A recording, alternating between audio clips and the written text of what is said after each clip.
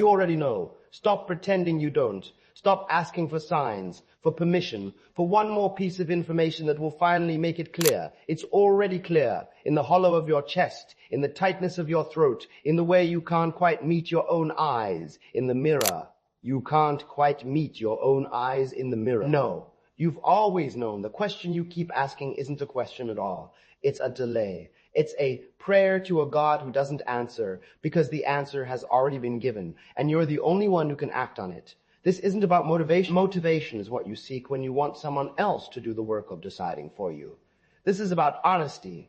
This is about looking at the truth you've been circling for weeks, months, maybe years, and finally admitting that all this circling has been a kind of violence against yourself, against time, against the life you say you want but won't reach for. You know what needs to happen. You know what conversation needs to be had. You know what door needs to be closed or opened. You know what work has been waiting. You know what apology is overdue. You know what risk must be taken. You know what pattern must be broken, you know. And yet, here you are, still gathering evidence for a case that's already been decided. Still building arguments for both sides as if you're a neutral observer in your own life. Still treating your one existence like a trial you can postpone indefinitely. But the postponement itself is the verdict. The waiting is the choice. Every day you don't do what you know you need to do, you're doing something else. You're choosing the ache of suspension over the clarity of movement. Let's be honest about what you're calling confusion. You're not confused. Confusion is when you genuinely don't know which way to turn, when both paths look equally unclear. What you're experiencing isn't confusion, it's fear dressed up in confusion's clothing. It's fear wearing the mask of wisdom, speaking in the voice of caution, wrapping itself in the language of discernment, and you've let it speak so long, you've forgotten. It's not the truth. The truth sounds different. The truth is quieter. The truth doesn't argue with itself or build elaborate justifications. The truth simply is. It sits in your body like a stone, like a fact, like something you don't have to convince yourself of because it's already convinced you. You know the feeling, that one thing you keep coming back to, no matter how many times you think your way around it. That voice that speaks in the silence after all your clever thinking has exhausted itself. That knowing that feels less like a thought and more like a recognition. You keep waiting for this knowing to get louder, to become undeniable, to overwhelm you with its certainty. But that's not how knowing works. Knowing doesn't shout. Fear shouts. Doubt shouts. Knowing whispers and then waits to see if you're listening. Knowing is the thing you already believe before you start explaining why you can't believe it. It's the conclusion you reach and then spend days trying to unreach. It's the answer that keeps surviving all your questions and the cost of ignoring it. Do you understand what that costs you?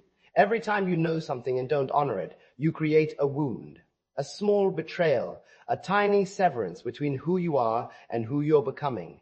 At first, you don't notice. One delayed action, one ignored truth, one moment of choosing comfort over honesty. It seems like nothing. It seems like wisdom even, like patience, like being reasonable. But these moments accumulate. These small betrayals compound. And slowly, quietly, without you quite realizing it's happening, you lose something precious. You lose your trust in yourself. You stop believing that when you know something, it means something. You stop trusting that your inner voice is worth listening to. You begin to treat your own clarity as just another opinion, just another option, just another voice in the committee of voices that never reaches a conclusion. And then you wonder why you feel so distant from yourself, why you feel so disconnected, why you feel like you're watching your life through glass instead of living it. This is why. The gap between knowing and doing has become a chasm, and you're standing on both sides of it. Split, separated from yourself by your own hesitation. The wound deepens. You start to need external validation for things you used to just know. You start polling friends, reading articles, seeking experts, looking for someone else to confirm what your own being has already confirmed. You start to believe that clarity comes from accumulation, more information, more perspectives, more time. But clarity doesn't come from accumulation. Clarity is what's left when you stop accumulating. It's what remains when all the noise falls away. And in the gap in that space between knowing and doing, you suffer in a particular way. It's not the suffering of hardship or loss. It's the suffering of suspension. The suffering of living impermanent, maybe. The suffering of keeping one foot in and one foot out of your own life. This suffering doesn't announce itself dramatically. It's subtler than that.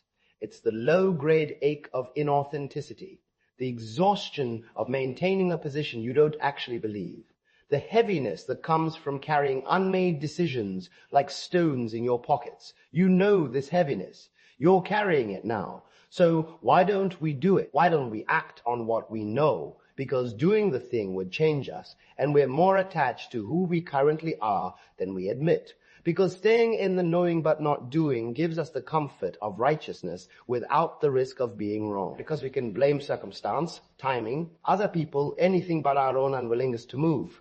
Because we've confused comfort with safety, and we've decided that safety is the highest value, higher than truth, higher than growth, higher than the quiet dignity of living in alignment with what we know.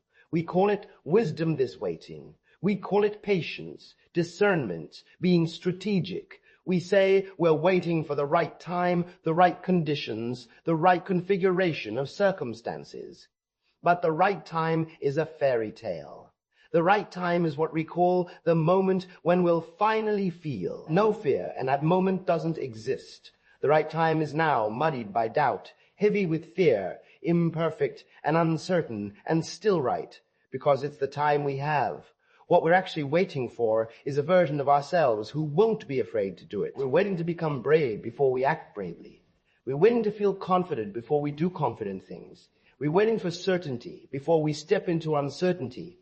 But this is backward. You don't become brave and then act. You act, and in acting, become. The person you're waiting to be is on the other side of doing, not before it. And what are we protecting really with all this delay? We say we're protecting ourselves from failure, from judgment, from pain. But what we're actually protecting is the story we've built about who we are. A story that doesn't include failure, doesn't include awkwardness, doesn't include the messy middle of transformation. We're protecting our self-image. We're protecting our comfort. We're protecting the luxury of keeping all our options open, of never committing fully to anything, of living in permanent potential instead of actual existence. But this protection has a price. The price is your life. The price is days that become weeks, that become years of knowing what you should do and not doing it. The price is the slow erosion of self-respect. The price is looking back and wondering who you might have been if you just moved when you knew you should move. There's a particular loneliness to this gap, this space between knowing and doing. It's the loneliness of being separated from yourself, of knowing you're disappointing the person you could become, watching yourself make the same choice again and again, the choice of safety over truth, and not being able to explain to anyone why you keep doing it because you can't even explain it to yourself. You can't talk about this loneliness at parties. You can't post about it. You can't explain to your friends why you feel so disconnected when your life, on paper, looks fine. Because the problem isn't what's happening to you. The problem is what's not happening through you. The problem is the unlived life you carry around like a ghost, the version of your existence that keeps pressing against the inside of your skin, asking to be born, and you keep saying, not yet, not yet, not yet. But what if acting on what you know is actually the relief you've been seeking all along? What if the anxiety you feel isn't about not knowing what to do, but about knowing and not doing it? What if the moment you begin not perfectly, not with certainty, but simply begin something shifts? The pressure releases, the weight lifts, the gap closes, action clarifies what thinking never could. You can spend months trying to think your way to certainty, trying to plan your way to courage, trying to prepare your way to readiness. But action cuts through all of it. Action is the clarifier. Action is the teacher. Action shows you what you need to know in a way that thought never can. And yes, you might be wrong. You might fail. You might stumble. But wrong action is so often better than right inaction. Because wrong action teaches you something. Wrong action moves you. Wrong action keeps you alive in your own life instead of suspended above it. And here's the thing about being wrong you can correct. You can adjust. You can learn and pivot and try again. But you can't correct nothing. You can't adjust inaction. You can't learn from perpetual preparation. The relief that comes with doing even imperfectly is the relief of alignment. It's the feeling of your insides matching your outside. It's the sense of being whole again. Unified, no longer split between the person who knows and the person who acts. It's the restoration of trust with yourself, with life, with the process of becoming. And there's a dignity in this. a dignity in honoring what you know, a dignity in being the kind of person who listens to their own inner voice and acts on it, even when it's hard, even when it's scary, even when all the voices of reason are telling you to wait just a little longer. This isn't just about you. That's what we forget. We think our unlived lives are private matters, personal choices that affect only us. But your unlived life ripples outward. Your children watch you choose safety over truth and learn to do the same. Your friends feel your inauthenticity and wonder about their own. Your partner lives with the ghost of who you could be. The work you don't do is work that stays undone. The words you don't speak are words that go unheard. The love you don't offer is love that doesn't exist. You've been given something, this clarity, this knowing. And with it comes responsibility. Not a heavy, burdensome kind of responsibility, but the kind that's inseparable from being alive, from having consciousness, from occupying space in the world. You have a responsibility to what you know, to honor it, to act on it, to let it move through you and into the world. What does it mean to waste knowing? To receive clarity and bury it? To understand what needs to happen and refuse to be the instrument of that happening? There's a kind of arrogance in this, actually. An arrogance in thinking you can wait, that time is unlimited, that you'll get another chance to do what you won't do now. An arrogance in believing that your knowing is casual, optional, something you can consider and reconsider indefinitely. But knowing isn't casual. Knowing is sacred. Knowing is your life, trying to live itself through you. And when you refuse it, you refuse life itself. So how do you do it? How do you move when everything in you wants to wait? You begin by admitting what you know. Not out loud, necessarily. Not to anyone else, but to yourself.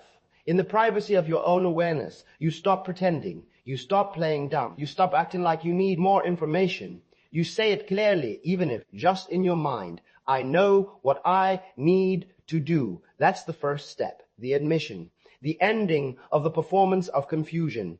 And this is harder, you do the next smallest thing, not the whole thing, not the complete transformation, just the next smallest thing that's in alignment with what you know. Make the call, write the email, have the conversation, sign up for the thing, close the account, set the boundary. Whatever it is, you do the next smallest piece of it. You don't need more information. You need less. You need to subtract everything you've been using to obscure the clarity you already have. You need to strip away all the what-ifs and the maybes and the buts. You need to get quiet enough to hear the voice that's been speaking all along. And you need to learn the difference between the voice of truth and the voice of fear. They sound different, feel different. Truth feels like relief even when it's scary. Truth feels like coming home. Truth feels like something settling into place. Fear, on the other hand, feels frantic. Fear spirals. Fear needs to convince you. Fear builds elaborate arguments. Fear tells stories about disaster. Truth doesn't need to argue because it simply is.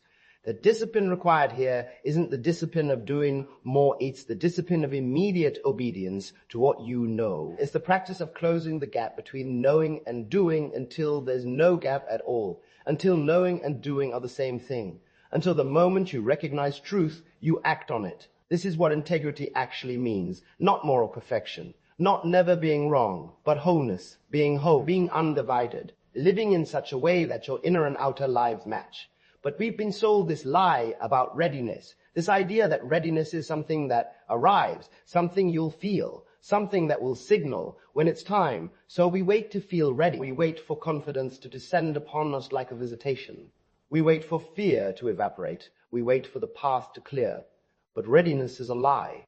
Or rather, readiness, the way we've imagined it, as the absence of fear, as the presence of certainty, doesn't exist. You will never feel ready for the things that matter. Never. The wedding day, the new job, the hard conversation, the big move, the creative project, the act of courage. You won't feel ready for any of it. And if you wait to feel ready, you'll wait forever. Readiness is what we call the moment after we've begun. It's what we call competence in retrospect. But in the moment of beginning, there's only this, the thing that needs doing and your willingness to do it anyway. And what actually happens when you do it? You stumble, you fumble, you make mistakes, you don't know what you're doing, and then you learn what you're doing by doing it. This is how mastery happens. Not through preparation, but through practice. Not through planning, but through participation. Not through thinking, but through being. The person who can actually do the thing you need to do doesn't exist yet. That person is being created by doing the thing. You won't become capable and then begin. You'll begin, and in beginning become capable. There's an arrogance in waiting to be perfect. An arrogance in believing you should know how before you start. An arrogance in requiring yourself to be exempt from the universal law that says you have to be bad at something before you're good at it. That you have to begin before you can continue. That you have to move before you arrive. And underneath all the delay, underneath all the waiting and preparing and gathering courage, what is it you're really afraid of? Not failure. That's what you tell yourself. But it's not quite true. What you're afraid of is success. You're afraid of what success will demand from you. You're afraid that if you do this thing, it will work. And then you'll have to do more things. You'll have to become more. You'll have to live up to a version of yourself you're not sure you can sustain. You're not afraid of pain. You're afraid of change. You're afraid of the person you'll have to become to live the life you say you want. You're afraid that transformation is irreversible, that you won't be able to go back to who you were, to the comfortable smallness of untested living. You're not afraid of the unknown. You're afraid of the known you've been avoiding. You're afraid of what you already know is true, that you're capable of more than you're giving, that you've been playing small, that you've been choosing comfort over calling. You're afraid of admitting you knew all along, because that means all this time you've been choosing to stay where you are. And the deepest fear, the one underneath all the others, you're afraid of your own power. You're afraid of what you could do if you really tried. You're afraid of what you could do if you really tried. You're afraid of being responsible for your life instead of just living it. You're afraid that you might actually be capable of becoming who you've been pretending is impossible. But here's the invitation. Here's the truth that cuts through all of it. This is the moment. Not tomorrow when you'll feel braver. Not next week when you'll know more. Not next year when the conditions will be better. Now, this moment. The one you're in. The one that's already here, already happening, already yours. What you know is enough. It's not completed. Won't ever be complete. But it's enough. Enough to begin, enough to take the next step, enough to honor what you already understand is true. The person you'll become is waiting on the other side of doing. That person can't come into existence while you're standing still. That person is born through action, through risk, through the courage of beginning before you're ready. Trust rebuilds to action, not thought. You won't think your way back into trusting yourself. You won't read your way there or plan your way there. You'll act your way there. Small actions at first, maybe, small honorings of what you know, and then bigger ones. And with each one you'll feel it, the return of trust, the strengthening of self-respect, the growing sense that you are the kind of person who listens to their own knowing and does something about it. The gap between knowing and doing is where you lose yourself. It's where your life leaks away, one delayed decision at a time. It's where you betray yourself daily in small, quiet ways that no one else can see but you can feel. Close the gap. Not because it will be easy, it won't be. Not because you're ready, you're not. Not because you have all the answers, you don't. Close it because you already know, and knowing demands honoring. Close it because your life is not a rehearsal, not a draft, not a practice run. Close it because every day you wait is a day you don't get back.